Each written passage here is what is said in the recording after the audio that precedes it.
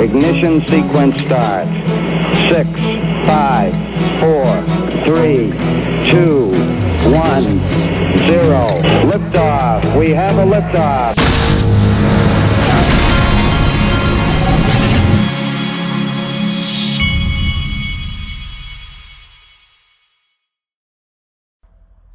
Hey everybody, this is the Digital Asset Investor, and this has been a one long weekend.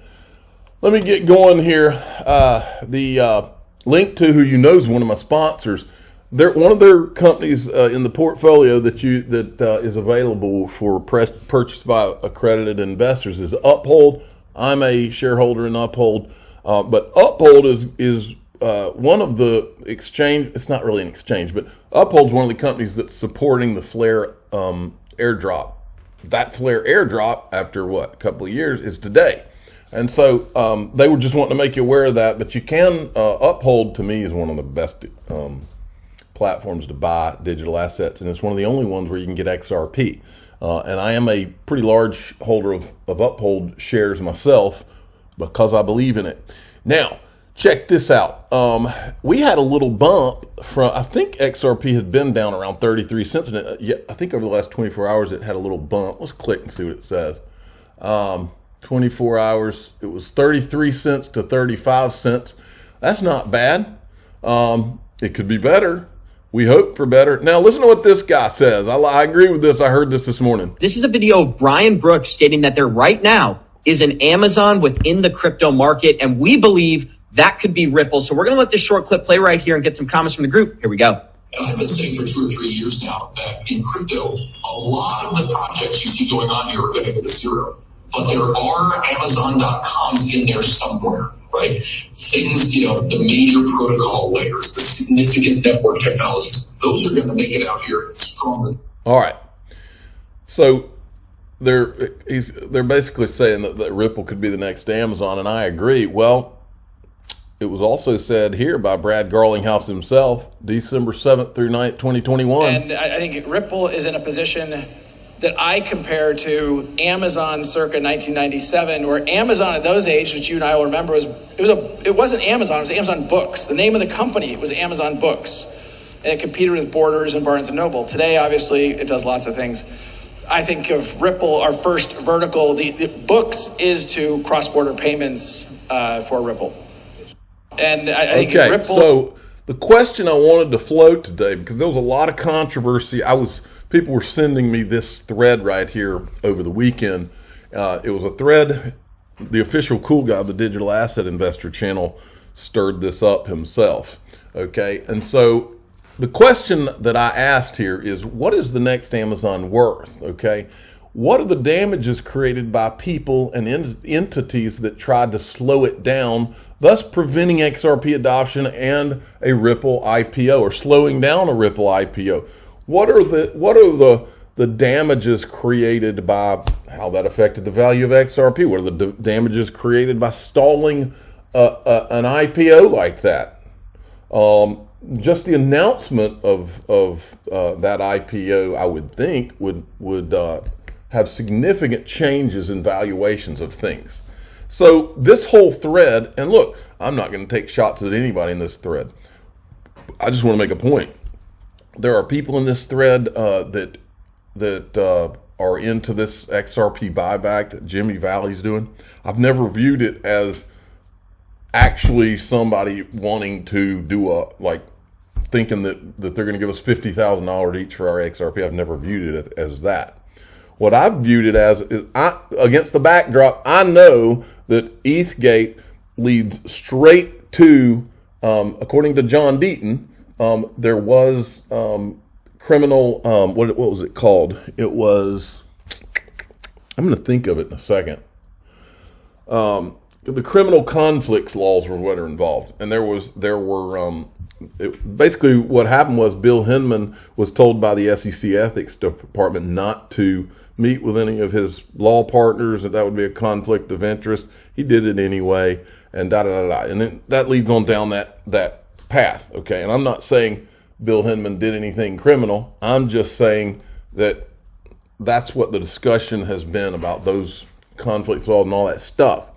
But we know that there's enough to look at in that, and not just that, but other things that have gone on, entities, people who have, almost in a coordinated effort, tried to slow Ripple and XRP down, or at least XRP down. Okay, we know that. All right. The question is, what are the damages? This SEC lawsuit. John said it from the beginning that it was brought as a weapon, and then they all left. So let's say that that's true. What are the damages? How much damage monetarily did the SEC do? So for that reason, the whole XRP buyback discussion, for it to be out there, I mean, my understanding is that they're trying to get together as a committee and come to some kind of evaluation of what those damages would be. So what are the damages? If Ripple is going to be the next Amazon, what would the damages be of filing a lawsuit as a weapon to slow it down? That's the question. And that's why I think we need this conversation, regardless of whether you agree or disagree with any of these people. That's the fact, Jack. Now look at this from what was Stefan Huber, now Mr. Huber. Coinbase, trade XRP today. And this was, I don't know if this is some thing that's accidentally showing up. And then he says, crazy thing is, open an account, what's wrong with XRP? This was from July 25th, 2021. And then this was 3 months ago. Watch XRP receive instant price. That was June 29th, 2022. You do have to wonder, is Coinbase, is there going to be a relist? Now, back to ETHGate for a second.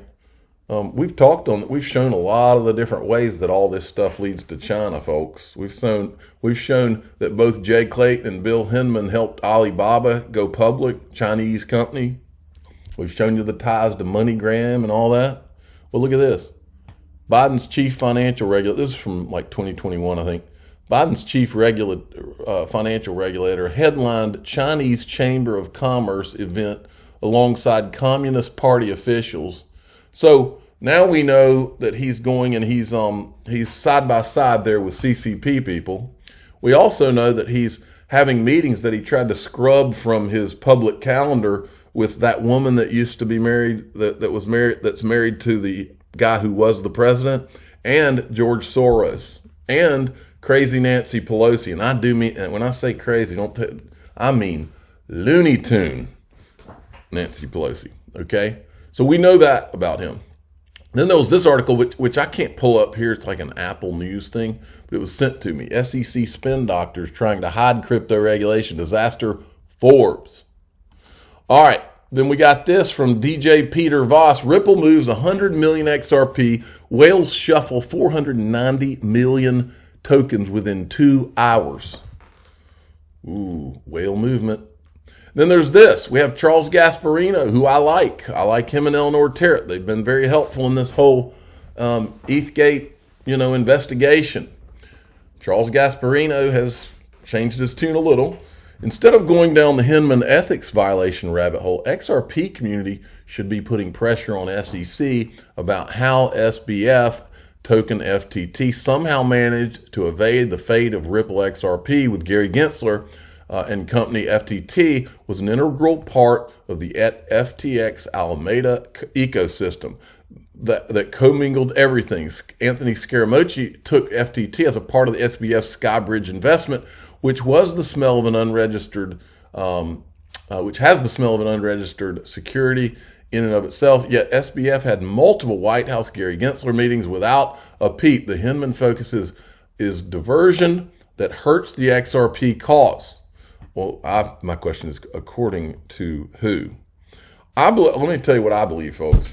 I believe that Hinman and Clayton have parted ways with the Genslers of the world. That's what I think. My gut tells me that Hinman must have been thrown under the bus by Gensler at this point.